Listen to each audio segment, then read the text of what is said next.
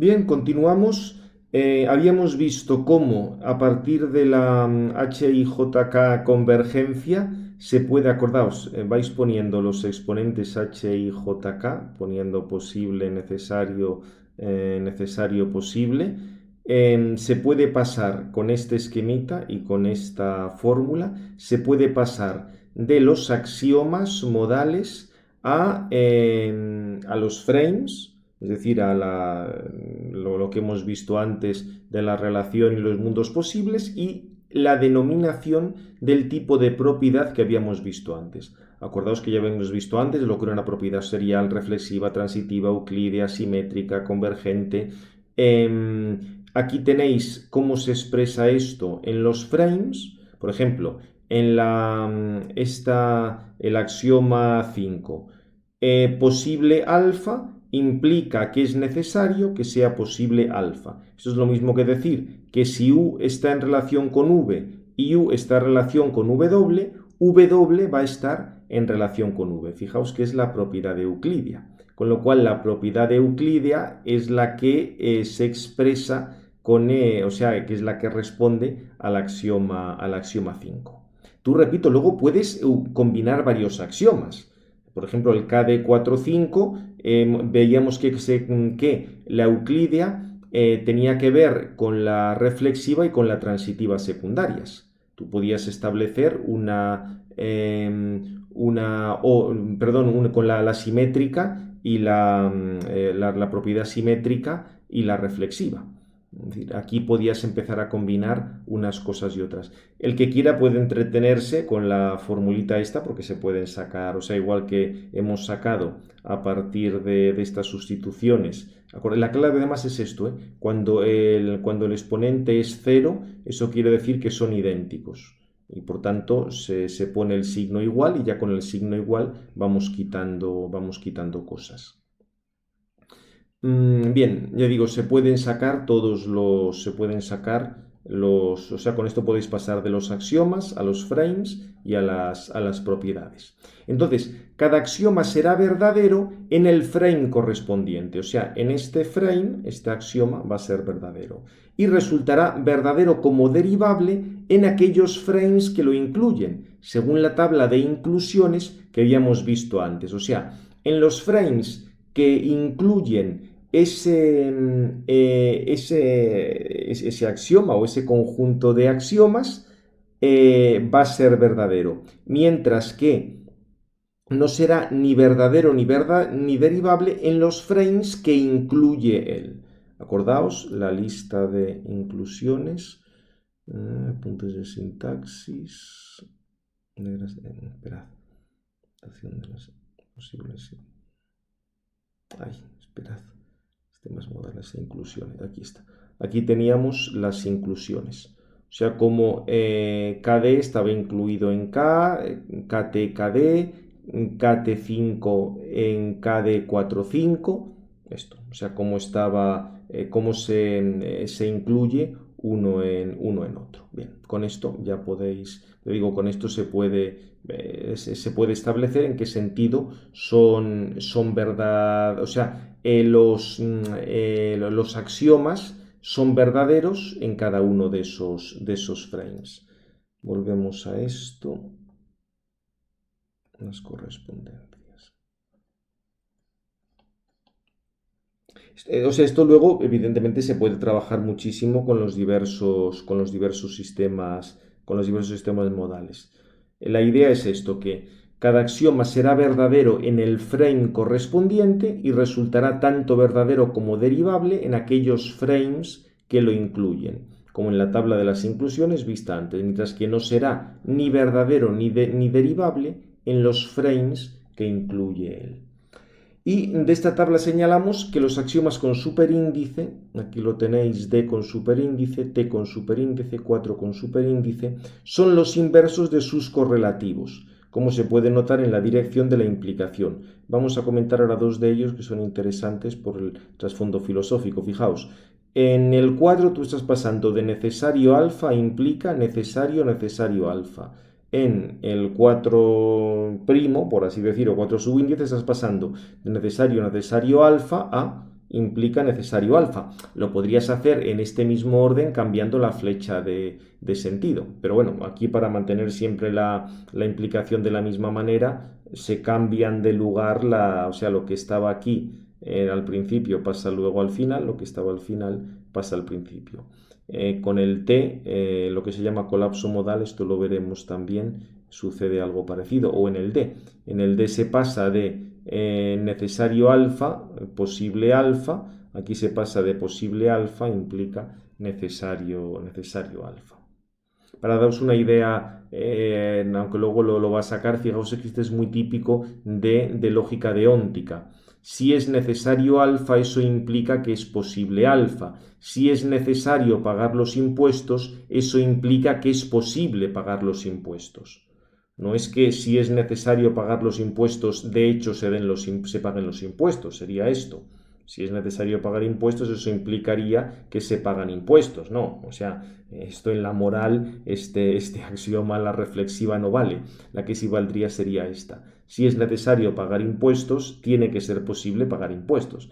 Acordaos, esto sería la simbolización del axioma escolástico ad impossibilia nemo tenetur. Nadie está obligado a lo imposible. O sea, para que tengamos una obligación, para que sea necesaria una obligación, tiene que ser posible esa obligación. Pero fijaos que con eso estamos ya dando una interpretación. Estamos en el campo, estamos aplicando el axioma de, que de por sí se podría utilizar para muchas cosas, le estamos aplicando al campo de la moral, de la ética. Bien.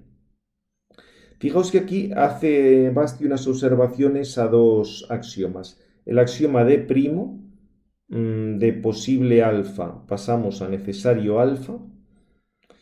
Dice, el axioma de explica la serialidad de las relaciones de accesibilidad, o sea, el hecho de que al mundo de partida le corresponden una o más alternativas que salen de él. Al axioma de, el de es de necesario alfa, llegamos a posible alfa. El axioma de primo es que de posible alfa llegamos a necesario alfa. O sea, del axioma de, del mundo de partida, corresponden una o más alternativas que salen de él y por ello no están puestas en el mismo nivel, óntico, deóntico, etcétera, de necesitación. Claro, lo primero era necesario, de necesario alfa pasamos a posible alfa. Lo que es necesario en el mundo de partida puede ser posible en otras situaciones, estados, mundos. Y en cuanto a alternativas a la situación de partida, la configuración que se establece es de tipo 1, muchas alternativas para una realidad. Partimos de algo necesario y vamos luego a varias alternativas. En cambio, el inverso de expresa la configuración opuesta, muchos a uno. En términos informales, una realidad para muchas alternativas. Es como si expresara un retorno desde las situaciones contrafactuales a la situación de partida. O sea, de las muchas situaciones posibles pasamos a la situación necesaria, que nos lleva a un nivel de necesitación superior, porque partimos de una cosa que es posible y llegamos a una cosa que es necesaria. Entonces, si se observa con atención, el axioma expresa la lógica que subyace a las conocidas pruebas a posteriori de la existencia de Dios de la filosofía medieval. Estas pruebas, que resumes la Suma de Teología, cuestión primera, parte primera, cuestión Dios, artículo 3 por Santo Tomás, tienen todas la misma estructura lógica. A partir de la contingencia real de lo movido, de lo causado, de lo posible, de lo imperfecto, del fin, pasamos a la necesidad real del motor, de la causa, de lo necesario, de lo perfecto, del fin. O sea, como expresaría de prima, aquí lo que pasa es que ha cambiado la flecha, pero es lo mismo. O sea, pasamos de lo contingente, de lo posible, a lo necesario. ¿Qué te está diciendo esto? Que para que tú tengas las pruebas de la existencia de Dios a posteriori, te hace falta una metafísica con este axioma. Es decir, tienes que tener este axioma. O este axioma tiene que ser verdadero como derivado, tal como hemos dicho antes. Pero si tú no tienes este axioma, nunca vas a poder sacar las pruebas de la existencia de Dios. Y fijaos que esto nos es muy útil porque vamos a ver ahora el axioma T', alfa implica necesario alfa, que es lo que se denomina el colapso modal. y que se relaciona, es parecido a la propiedad reflexiva, solo que va a indicar ahora las diferencias. El axioma T' se expresa también en una reflexividad, pero en sentido diverso de T. Si desarrollamos con la HIJK convergencia, se obtiene de esta manera, la inversa de T. Para todo V, para todo W, V está en relación, V en relación con W, implica que V es igual a W. O sea, si es válido el axioma T', tienes esto. Al final V es igual a W. O sea, si V está en relación con W, al final lo que estás diciendo es que V es igual a W. T expresa la idea, o sea, T lo que expresa es la idea de que la reflexividad de R es la condición necesaria para la identidad. O sea, tú tienes que la reflexividad de R te lleva a la identidad. Como dices, es una noción interesante para añadir a un cálculo que quiere incluir o dar una justificación de la identidad. ¿Cómo vas a presentar tú la identidad? Pues porque algo está relacionado consigo mismo. Esto en el axioma T.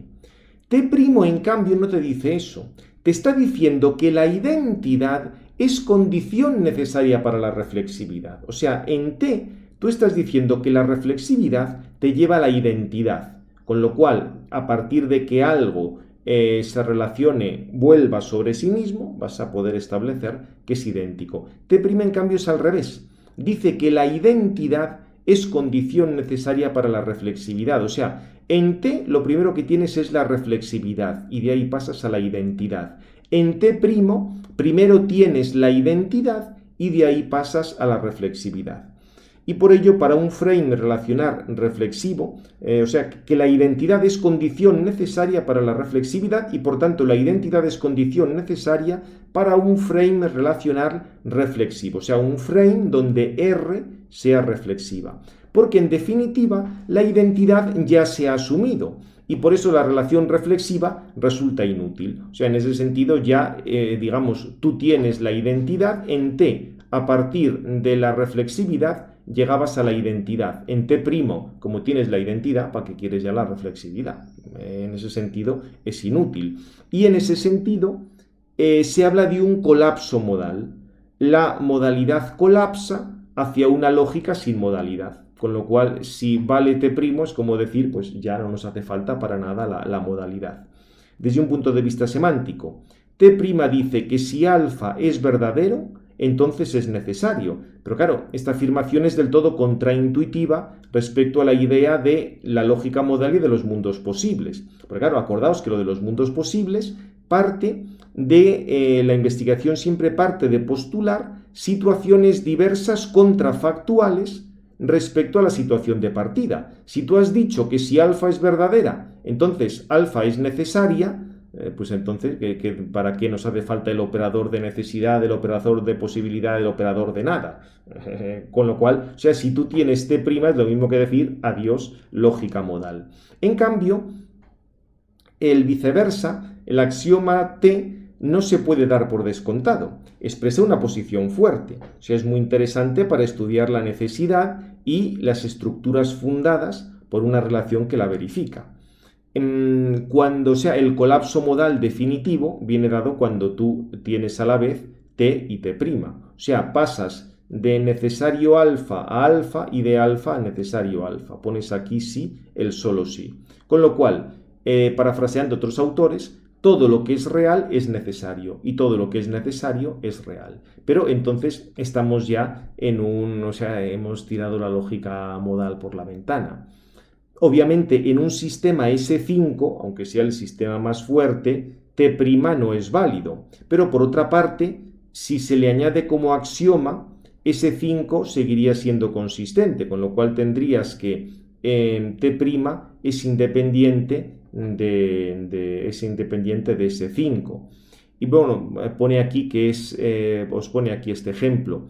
Es fácil demostrar que no es válido en S5. Se puede considerar un pequeño sistema S5. Acordaos que en S5 todo está relacionado con todo.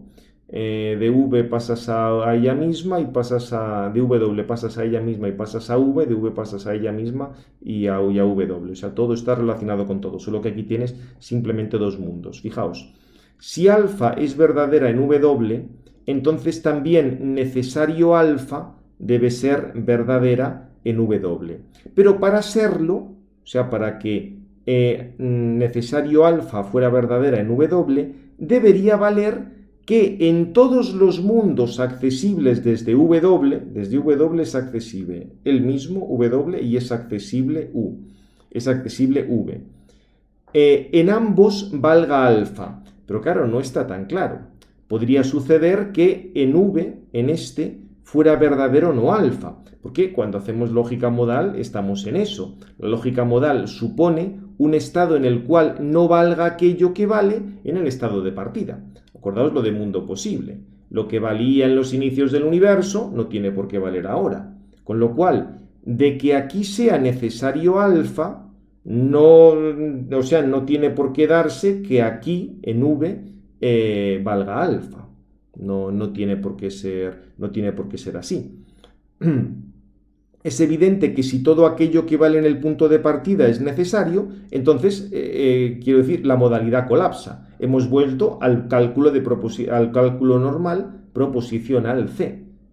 Al cálculo pues digamos de la lógica clásica, de la física clásica, las leyes de Newton son siempre las mismas, etc. Claro, como os dais cuenta, aquí hemos visto que con T' se colapsa el sistema modal.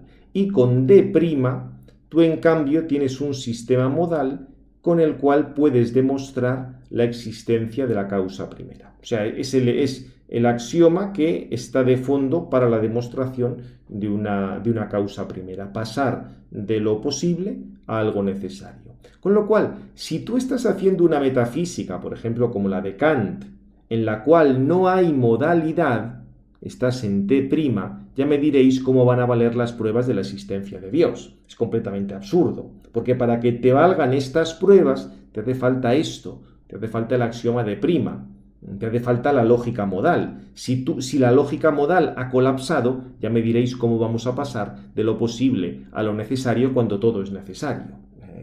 Es una cosa, o sea, no tiene sentido. Por eso cuando se dice, no, Kant ha demostrado que es imposible demostrar la existencia de Dios, claro, lógico, si tú estás aquí en el T', difícilmente vas a demostrar, como dirían los italianos, un bel niente, no vas a demostrar nada, porque has mandado a tomar viento la modalidad. Como veis, esto para el análisis filosófico y metafísico ya vamos viendo las puertas enormes que abre. Y luego desde el punto de vista lógico, aunque esto simplemente vamos a apuntarlo, ya lo comentamos, tiene una aplicación muy muy interesante y es, hemos aludido antes a un acercamiento correspondentista a la sintaxis de la lógica modal. Podemos preguntarnos, ¿por qué traducir en fórmulas la enunciación de los axiomas? Veamos una demostración ventajosa propuesta por Garçon en el 2014. Tal como lo permite la semántica de los frames de Kripke, se puede reemplazar la metavariable alfa por una variable predicativa p de x, siendo x libre. Con lo cual tú tienes que necesario p de x, acordaos que p estamos en un predicado, por tanto ya estamos en un orden superior, vamos a estar en el segundo orden, se traduciría para todo i, o sea, para todo i, x está en relación con i, implica p de i. Y se cierra la fórmula cuantificando universalmente. Por ejemplo, el axioma T. Necesario alfa implica alfa. Se convertiría en para todo p, para todo x, abres paréntesis grandes, para todo i, x está en relación con i, implica p de i, que se cumple el predicado p para i, y eso a su vez implica que se cumple el predicado p para x. Dice, dada esta traducción, como se puede notar, es una fórmula que cuantifica sobre propiedades. Fijaos, estamos por tanto en el segundo orden, porque estamos poniendo el cuantificador no solo sobre las variables individuales, sino sobre propiedades, no solo sobre las variables, sino sobre los predicados. Aquí predicado, propiedades, por ese sentido nos da igual. Se puede sustituir P con cualquier predicado unario, por ejemplo, el predicado R de X. cuya extensión sería el conjunto de todos los mundos W, tales que vale X, o sea, tales que tú a W puedes llegar desde X. O sea, el predicado R de X se puede expresar con esto de las relaciones y de los mundos posibles, poniendo aquí, convirtiendo el predicado R de X en una relación tal que va de X, que es el argumento de este predicado, al conjunto de los mundos que puedes acceder, para un valor dado de X. Pero entonces, con una serie de sustituciones, llegas a lo siguiente: para todo X, corchete, para todo Y, paréntesis, X en relación con Y implica X en relación con Y, eso implica a su vez que X está en relación con X, con lo cual tienes al final que para todo X, R está en relación con X, porque esta fórmula, esto es una tautología. Evidentemente, para todo Y, X en relación con Y implica X en relación con Y, 1 siempre implica 1, con lo cual esto lo puedes quitar. Pones aquí un 1 para todo Y, es decir, para todo Y1, sí, perfecto. Con lo cual nos queda para todo X, X está en relación con X.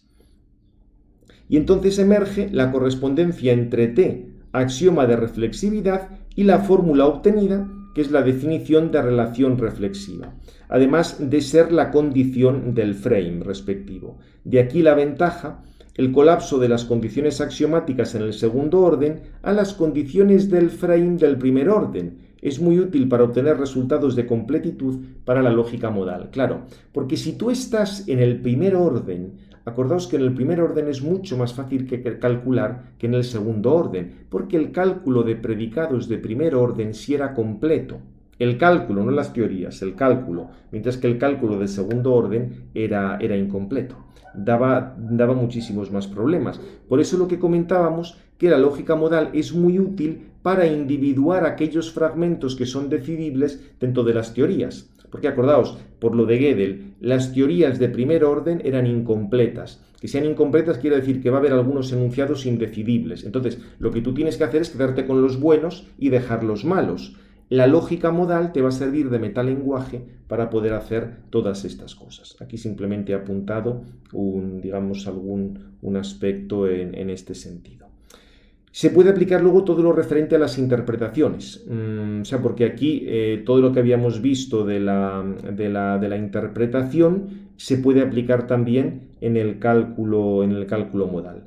Lo plantea así como la aplicación de 0 y 1, llamando P al conjunto de variables proposicionales, W al frame que hemos visto antes, pero esto lo que pasa lo vamos a dejar porque no es que sea mucho más complicado, es aplicar lo que hemos visto antes al cálculo proposicional. Fijaos que aquí simplemente os comento, esto es más o menos como lo que hemos visto antes, aquí el hacer verdad,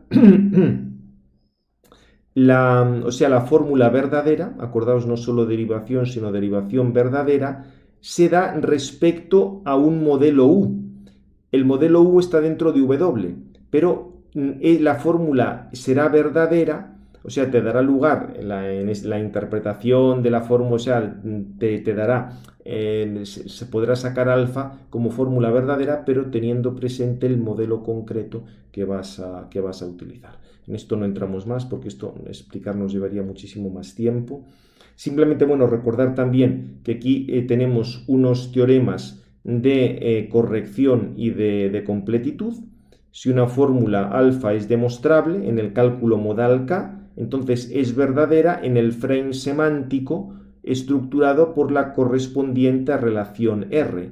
Acordaos que pone K con puntos suspensivos porque K, aquí podíamos el cálculo era distinto según cuáles axiomas tomemos. Puedes tomar el sistema KD45, KT5, KT4, lo que sea. Y evidentemente tienes que poner aquí luego la relación correspondiente, con lo que hemos visto antes, la equivalencia que había entre axiomas y relaciones. Y lo mismo, también habría un metateorema de completitud. Si una fórmula alfa es consecuencia lógica de una estructura constituida por una relación R, entonces es demostrable en el cálculo modal K. O sea, aquí lo que puedes hacer es pasar de la consecuencia lógica, pero se entiende consecuencia lógica dentro de esa relación R. Puedes pasar a la demostración o a la derivación en el cálculo modal. Bien, la manera en que en las condiciones que tiene esto, no entramos ahora ni en las demostraciones, simplemente vamos a apuntar las interpretaciones que tiene la semántica modal. Vamos a ver simplemente la posibilidad física. Por ejemplo, dado un sistema físico, un evento es físicamente posible si y solo si en el sistema están presentes las condiciones que permiten el acontecer de ese evento en conformidad con las leyes físicas vigentes en ese sistema. Por tanto, la noción de mundo posible, se puede interpretar la noción de mundo posible como aquella situación física que se puede producir de acuerdo con las leyes y por tanto es accesible porque es compatible con el desarrollo regulado precisamente por dichas leyes. Es un poco, digamos, las configuraciones posibles dentro de lo que se denomina el cono de luz de la relatividad especial. Claro, si tú tienes este evento, para que un evento futuro dependa de este evento presente, tiene que estar a una distancia tal que dé tiempo para que llegue la luz a ella. Si está a una distancia mayor de la que en ese tiempo va a llegar una onda luminosa, pues evidentemente no está en el cono de futuro de este evento. Y lo mismo respecto al pasado. Tal cosa del pasado puede influir en el presente cuando está a una distancia y un tiempo tal que la luz ha podido llegar. Si no, pues quiere decir que no está ni en su cono de pasado ni en su cono de futuro. Entonces, diríamos, si una ley es válida, necesaria en U, será verdadera en U y en todas las situaciones, mundos posibles, accesibles a partir de U. Por ejemplo, todos los eventos futuros que entran en el cono de luz que tienen el mundo actual U, evento presente, su punto de origen.